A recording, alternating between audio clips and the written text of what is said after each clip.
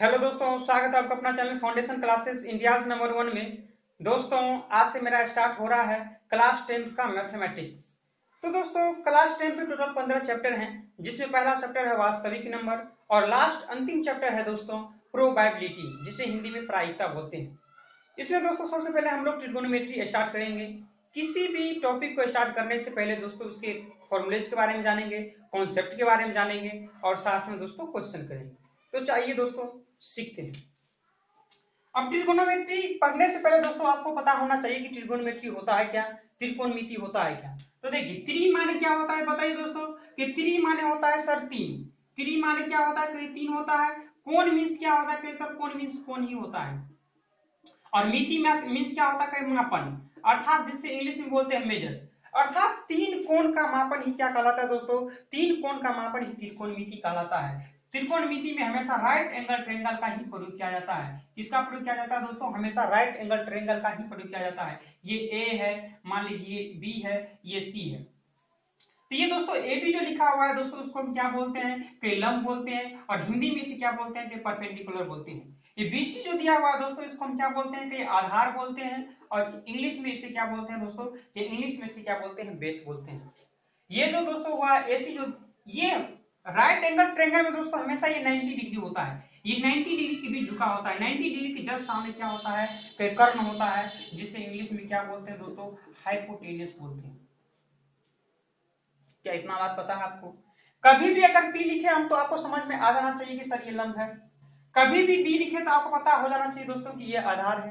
कभी भी अगर हम एच लिखे तो आपको पता हो जाना चाहिए कि दोस्तों ये क्या है, कर्ण है। तो चलिए दोस्तों, ट्रिगोनोमेट्री में टोटल 6 फंक्शन होते हैं। वो 6 फंक्शन के बारे में सबसे पहले हम लोग जानते हैं।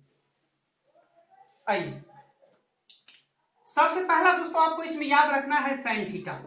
साइन थीटा याद रखना है। साइन थीटा को क्या बोलते हैं दोस्तों, साइन थीटा मीन्स होता है आपको लंब बट्टा कर्ण होता है। तो साइन थीटा क्या बोलेंगे दोस्तों, लंब बाय कर्ण। या इसी चीज को अगर हम लिख दें लंब बट्टा कर्ण, अर्थात पी बाय एच भी लिख सकते हैं। इसको कोई दिक्कत आपको बताइए। दूसरा फॉर्मूला होता है दोस्तों कॉस थीटा। कॉस थीटा का फॉर्मूला क्या होता है दोस्तों, कि आधार बट्टा कर्ण होता है। सर क्या होता है, कि आधार बट्टा कर्ण होता है। आधार बट्टा कर्ण, आधार को इंग्लिश में भी बोलते हैं और कर्ण को क्या बोलते हैं दोस्तों, कर्ण को एच बोलते हैं, है कि नहीं। इसको स्मॉल एच कर लीजिए दोस्तों, एच एच, कोई दिक्कत। अगर दोस्तों यही अगर हम कोसेक थीटा का फॉर्मूला लिखना चाहे, कोसेक थीटा का अगर फॉर्मूला लिखना चाहे तो कुछ नहीं है, दो याद कीजिए, साइन थीटा को उल्टा कर दीजिए। साइन थीटा अगर लंब बटा कर्ण है तो सर ये कर्ण बटा लंब ही होगा, ये कर्ण बटा लंब ही होगा, अर्थात एच बाय पी ही होगा। अगर आपको cos थीटा का फॉर्मूला दोस्तों पता है तो sec थीटा का फॉर्मूला सिंपल है। sec थीटा का फॉर्मूला होता है दोस्तों, कहिए cos थीटा बराबर आधार बटा कर्ण होता है, तो sec थीटा को जस्ट उल्टा कर दीजिए, अर्थात ये क्या हो जाएगा दोस्तों, ये हो जाएगा कर्ण बटा आधार हो जाएगा, जिसे इंग्लिश में बोलते हैं h बाई बी। क्या मेरी बात आपको समझ में आ रहा है। चलिए दोस्तों, और इसका दो फॉर्मूला और बचा हुआ है, tan theta and cot theta. अब टेन थीटा का क्या होता है फॉर्मूला याद रखिए। आपको याद रखना है टेन थीटा। टेन थीटा का फॉर्मूला दोस्तों याद रखना आपको होता है लंब बाय आधार होता है। लंब बाय क्या होता है, लंब बाय आधार होता है, अर्थात जिससे लंब को क्या बोलते हैं पी और आधार को क्या बोलते हैं बी। कॉट थीटा का फॉर्मूला याद करने के लिए दोस्तों कुछ नहीं है, आपको जस्ट टेन का उल्टा कर दीजिए। कॉट थीटा, जब टेन थीटा लंब बाय आधार हो तो कॉट थीटा क्या आ जाएगा, कि आधार बटा लंब आ जाएगा, आधार बटा लंब आ जाएगा, अर्थात बी बाई पी आ जाएगा। कुछ नहीं करना दोस्तों, हमको तीन फॉर्मूला याद रखना है, साइन थीटा, लंब बटा कर्ण, कॉस थीटा, आधार बटा कर्ण, टेन थीटा, लंब बाय आधार। और दोस्तों तीन फॉर्मूला को आप जस्ट अपोजिट कर दे, साइन का कॉसेक के साथ रिलेशन, सेक का कॉस का सेक के साथ रिलेशन, और टेन का कॉट के साथ रिलेशन कर दीजिएगा, डायरेक्ट दोस्तों आपको आ जाएगा। अब दोस्तों जानते हैं, चलिए अब आगे जानते हैं क्या होता है। अब दोस्तों तीन चीज आपको और पता होनी चाहिए। जैसे पहला चीज आपको है ये कर्ण का फॉर्मूला। कर्ण का फॉर्मूला कभी भी अगर आपसे पूछे कर्ण का स्क्वायर पाइथागोरस अगर निकालना चाहे तो कर्ण का स्क्वायर का सूत्र होता है दोस्तों लंब का स्क्वायर प्लस आधार का स्क्वायर। क्या होता है दोस्तों, कि लंब का स्क्वायर होता है और प्लस क्या होता है, कि आधार का स्क्वायर होता है, आधार का स्क्वायर होता है, जिससे आप बोल सकते हैं H square is equal to P square plus B square. ये आपको याद रखना है। दूसरा फॉर्मूला दोस्तों आपको याद रखना है, हमेशा याद रखना है दोस्तों, लंब का स्क्वायर बराबर अगर पूछ दे, अगर यही आपको कर्ण का फॉर्मूला अगर पूछ दे कोई, अगर यहाँ कर्ण का फॉर्मूला कोई दोस्तों अगर पूछ दे तो कुछ नहीं, कोई स्क्वायर है, स्क्वायर हटेगा तो रूट जाके सट जाएगा, तो कर्ण बराबर डायरेक्ट आप फॉर्मूला इसको याद रख सकते हैं, लंब का स्क्वायर अर्थात क्या पी का स्क्वायर प्लस आधार यानी कि बी का स्क्वायर, आप डायरेक्ट लिख सकते हैं लंब स्क्वायर प्लस आधार स्क्वायर, है कि नहीं। आप दोस्तों डायरेक्ट हम फॉर्मूला आपको लिख रहे हैं, लंब का अगर लिखना चाहे, लंब का फॉर्मूला अगर लिखना चाहे, लंब बराबर तो कुछ नहीं करना है दोस्तों, कि लंब का फॉर्मूला लिखना है तो कर्ण का स्क्वायर में से आधार का स्क्वायर माइनस कर दीजिए, तो क्या लिखेंगे कि कर्ण का स्क्वायर और माइनस क्या लिखेंगे दोस्तों, आधार का स्क्वायर। ये बहुत इंपॉर्टेंट है दोस्तों, ये 3 फॉर्मूले आपको याद होनी चाहिए, है कि नहीं। तीसरा फॉर्मूला आपके समक्ष लिख रहे हैं दोस्तों, ये आधार का फॉर्मूला अगर लिखना चाहे, हम आधार का फॉर्मूला लिखना चाहे तो कुछ नहीं करना है दोस्तों, आपको क्या करना है, कर्ण में से लंब को माइनस कर दीजिए, अर्थात कर्ण का स्क्वायर माइनस क्या लिखेंगे दोस्तों, लंब का स्क्वायर। ये चीज आपको पता होनी चाहिए। इसी के आधार पर दोस्तों हम एक्सरसाइज 8.1 का टोटल क्वेश्चन हम लोग सोल्व करेंगे। तो आइए दोस्तों हम लोग क्वेश्चन देखते हैं। आप लोग एनसीईआरटी का क्लास 10 का मैथमेटिक्स खरीद लीजिएगा, सारे बच्चे क्लास 10 का मैथमेटिक्स खरीद लीजिए, लेंगे एनसीईआरटी का ये बुक है दोस्तों, ये आपको बुक आपको खरीद लेना है मार्केट से, ये बुक आपको क्लास 10 का खरीद लेना है। तो आइए दोस्तों हम लोग क्वेश्चन स्टार्ट करते हैं। क्वेश्चन स्टार्ट करने से पहले दोस्तों कुछ बात जानना जरूरी है, वो जान लेते हैं। हमेशा ट्रिगोनोमेट्री में राइट एंगल ट्रायंगल का ही प्रयोग किया जाता है, ये आप लोग को पता है।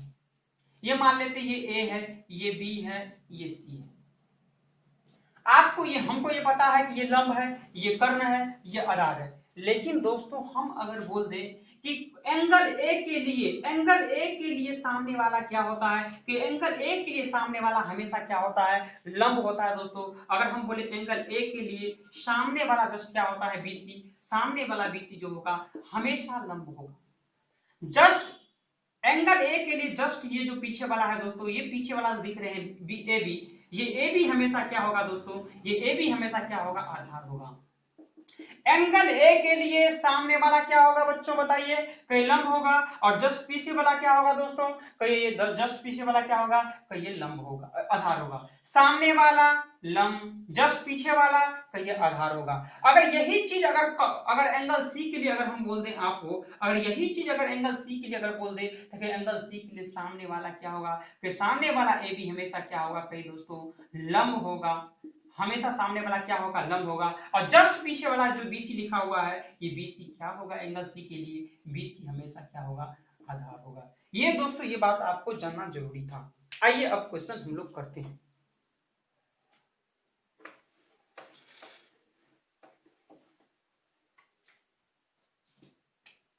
चलिए हम प्रश्नावली 8.1 का पहला क्वेश्चन आपके लिए जारी है। क्या है फर्स्ट क्वेश्चन, देखा जाए। त्रिभुज एबीसी में जिसका कोण भी समकोण है, त्रिभुज एबीसी है, कि कुछ नहीं करेंगे, त्रिभुज एबीसी पाइए लीजिए, कि त्रिभुज ये एबीसी है, ये ए है, ये क्या है, बी है, ये क्या है, कि ये सी है। त्रिभुज एबीसी में जिसका कोण भी समकोण है, यानी कि ये जो है बी जो समकोण है यानी कि 90 डिग्री है, अर्थात इसका मतलब ये क्या हुआ, कि ये कर्ण हो गया, ये लंब हो गया, ये क्या हो गया, आधार हो गया। ए बी 24 सेंटीमीटर दिया हुआ है, अब यहां लिखेंगे दिया है, हम लिखेंगे दोस्तों दिया है, क्या दिया है, कि दिया है ए बी बराबर 24 सेंटीमीटर, तो लिखेंगे ए बी बराबर 24 सेंटीमीटर। हाँ जी, कहीं बीसी बराबर कितना दिया हुआ है, कि बीसी बराबर दिया है 7 सेंटीमीटर। तो कहीं ए बी कितना दिया हुआ है, कि 24 सेंटीमीटर आपको दिया हुआ है, ये बीसी कितना दिया हुआ है, कि 7 सेंटीमीटर दिया हुआ है। और एसी आपको क्या करना है दोस्तों, एसी आपको सबसे पहले आपको फाइंड कर लेना है, आपको निम्नलिखित का मान ज्ञात करना है। तो हमको ये लंब पता है, आधार पता है, कर्ण नहीं पता है, तो कर्ण बराबर क्या फॉर्मूला आप लिखे थे बताइए, कर्ण यानी कि एसी बराबर कर्ण बराबर फॉर्मूला हम अभी बताए थे दोस्तों, रूट अंडर लंब का स्क्वायर प्लस आधार का स्क्वायर। तो क्या लिखेंगे, कहीं लंब का स्क्वायर प्लस क्या लिखेंगे, कहीं आधार का स्क्वायर। क्या ये चीज हम नहीं लिखे थे, बताए थे आपको, ये बताइए। तो कहीं लंब कितना है बताइए, कहीं लंब कितना है, लंब है 24 सेंटीमीटर, तो 24 का स्क्वायर प्लस आधार कितना है, कहीं 7 का स्क्वायर, है कि नहीं। तो 24 का स्क्वायर कितना आ जाएगा दोस्तों, कहीं 576, और 7 का स्क्वायर कितना आ जाएगा, कहीं 49। दोनों के ऐड करेंगे तो कितना आ जाएगा, कहीं 625 आ जाएगा, और 625 का एलसीएम कितना आ जाएगा, वर्गमूल कितना आ जाएगा, 25 सेंटीमीटर। तो कर्ण मेरा कितना आ जाएगा दोस्तों कि 25 सेंटीमीटर मेरा कर्ण आ जाएगा। क्या ये आप लिख सकते हैं, कोई दिक्कत लिखने में? इतना चीज तो दोस्तों आप निकाल सकते हैं। तो मेरा आप एक बात बताइए कि कर्ण कितना आ गया, कि एसी कितना आ गया, कि एसी आ गया 25 सेंटीमीटर, मेरा एसी आ गया अर्थात कर्ण आ गया। आपसे पूछ रहे हैं दोस्तों साइन ए और sign A into cos A का मान। पहला आपसे पूछ रहा है साइन ए का मान। तो साइन ए बराबर, साइन ए के लिए बताइए साइन थीटा का सूत्र क्या होता है, कि सर लंब बट्टा कर्ण होता है। तो साइन ए के लिए लंब क्या होगा, कि लंब सर सामने, ये नहीं बोल देंगे 24 सेंटीमीटर लंब, ये यहाँ दोस्तों थीटा रहता। साइन थीटा अगर पूछता मान तो साइन थीटा के लिए बोलते लंब बट्टा कर्ण अर्थात 24/25 बोलते, लेकिन यहाँ साइन ए के लिए बोल रहा है। तो अभी बताए थे साइन ए के लिए लंब कितना होगा, ऐसा क्या होता है कि अभी बताए थे क्या होता है कि लंब बट्टा कर्ण होता है कि नहीं। तो साइन ए के लिए लंब कितना होगा, कहीं 7 सेंटीमीटर, और कर्ण क्या होगा, कहीं कर्ण तो फिक्स रहता है, तो कर्ण कितना आ गया 25 सेंटीमीटर। तो ये साइन ए का मान आ गया। अब कॉस ए का मान आपसे पूछ रहा है दोस्तों, तो कॉस थीटा का सूत्र क्या होता है, कि हमको पता है कि आधार बट्टा कर्ण होता है कि नहीं। तो कॉस ए के लिए आधार कितना होगा, तो कॉस ए के लिए आधार तो जस्ट पीछे बना होता है, तो ए के लिए कॉस ए के लिए आधार कितना होगा, तो ए भी हो जाएगा आधार। तो आधार कितना आएगा, कि 24 सेंटीमीटर है, और कर्ण कितना है दोस्तों, तो कर्ण तो फिक्स रहता है 25 सेंटीमीटर। तो ये साइन ए और कॉस ए का मान आपके सामने आ गया है। चलिए दूसरा क्या है, इसी में दोस्तों दूसरा आपसे क्या पूछ रहा है, देखिए इसी में आपसे दूसरा क्या पूछ रहा है, देखिए दूसरा क्या है। दूसरा आपसे पूछ रहा है साइन सी और कॉस सी का मान। साइन सी एक है और दूसरा क्या है, कि दूसरा है कॉस सी का मान। तो साइन थीटा का सूत्र क्या होता है, कि साइन थीटा का सर सूत्र होता है लंब बट्टा कर्ण होता है। तो लंब बाय कर्ण होता है, लंब बाय कर्ण होता है कि नहीं, कई लंब बाय कर्ण होता है, ये हमको पता है लंब बाय कर्ण होता है। तो साइन सी के लिए लंब कितना होगा, कि सी के लिए लंब सामने वाला होता है, तो कि लंब हो जाएगा 24 सेंटीमीटर, और कर्ण तो फिक्स ही रहता है 25 सेंटीमीटर आ जाएगा कि नहीं। अब कॉस सी का मान आपसे पूछ रहा है, तो कॉस थीटा का फॉर्मूला क्या होता है, कि सर हमको ये पता है कि आधार बाय क्या होता है, आधार बट्टा कर्ण होता है। तो आप ही हमको बताइए कॉस सी के लिए आधार क्या होगा, आधार जस्ट पीछे वाला होता है, तो आधार कितना है, कि 7 सेंटीमीटर है, और कर्ण कितना है, कि 25 सेंटीमीटर है कि नहीं है। बताइए आप लोग को क्वेश्चन समझ में आया, क्वेश्चन आप लोग को अच्छा से समझ में आया कि नहीं आया। एक भी क्वेश्चन दोस्तों एग्जाम में आपको नहीं छूटेगा, ये मेरा प्रॉमिस है आपको। अगर एक भी क्वेश्चन आपको छूट जाए एग्जाम में, अगर जो चैप्टर हम टोटल पढ़ा देंगे, कंप्लीट करा देंगे, एक भी प्रीवियस ईयर क्वेश्चन आप सोल्व करके देख ले, एक भी छूट जाएगा दोस्तों, तो मेरा चैनल अनसब्सक्राइब कर देना। चलिए क्वेश्चन नंबर 2 क्या है देखा जाए। क्वेश्चन नंबर 2 क्या है दोस्तों,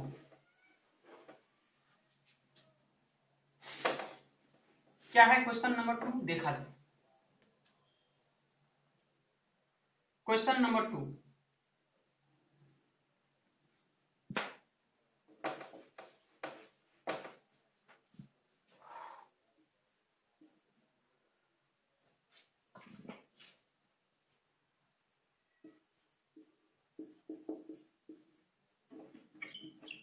चलिए देखा जाए क्वेश्चन नंबर 2 क्या है।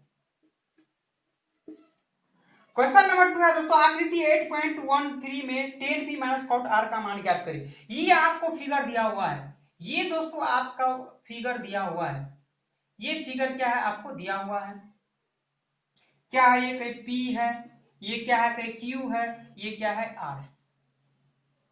आपको ये 12 सेंटीमीटर दिया हुआ है, 12 सेंटीमीटर दिया हुआ है, कहीं ये 13 सेंटीमीटर दिया हुआ है, कहीं ये पी क्यू दिया हुआ है, पी आर दिया हुआ है। तो क्या नहीं दिया हुआ है दोस्तों, कहीं क्यू आर नहीं दिया। बिना पढ़े हुए दोस्तों सबसे पहले आपको फाइंड करना है क्यू आर, अर्थात ये लंब है, कर्ण है, क्या नहीं है, कहीं आधार नहीं है, तो आधार क्यू आर निकालना है। और आधार का फॉर्मूला क्या पता है दोस्तों आपको, कहीं लंब का आधार बराबर क्या होता है, कि कर्ण का स्क्वायर माइनस लंब का स्क्वायर होता है कि नहीं। तो कर्ण कितना है, 13 सेंटीमीटर, तो कर्ण के 13 है, तो 13 का स्क्वायर, और माइनस क्या है, लंब कितना है, 12 का स्क्वायर। तो 13 का स्क्वायर कितना होगा दोस्तों कि 13 का स्क्वायर होता है 169 माइनस 12 का स्क्वायर कितना होता है कि 12 का स्क्वायर होता है सर 144। तो 169 में से 144 माइनस करेंगे तो कितना आ जाएगा कि 25 सेंटीमीटर आ जाएगा और 25 का वर्गमूल कितना आ जाएगा तो 5 सेंटीमीटर आ जाएगा। तो क्यू आर कितना आ गया कि 5 सेंटीमीटर आ गया कि नहीं। तो दोस्तों आपसे पूछ रहा है कि tan P minus cot R का मान आपसे पूछ रहा है, tan P minus cot R का मान। तो कैसे फाइंड करेंगे बताइए। Tan P minus cot R का पूछ रहा है, ये दोस्तों मिटा दे कोई दिक्कत। तो tan P minus cot R का मान आपसे पूछ रहा है, tan P minus cot R का मान आपसे पूछ रहा है।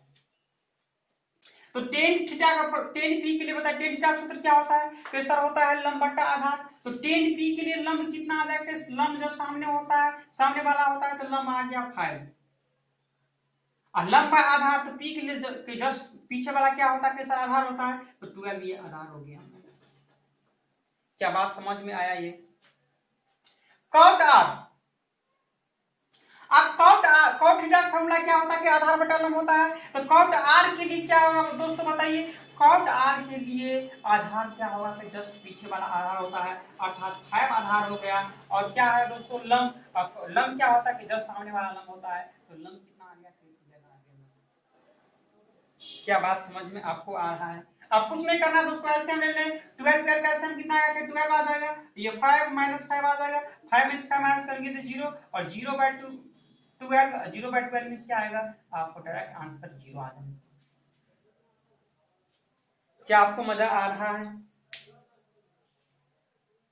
चलिए दोस्तों आज के लिए हम लास्ट क्वेश्चन करेंगे, बाद बाकी हम कल के क्लास में दोस्तों हम चर्चा करेंगे। चलिए क्वेश्चन नंबर 3 की ओर, क्वेश्चन नंबर 3 की ओर चला जाए।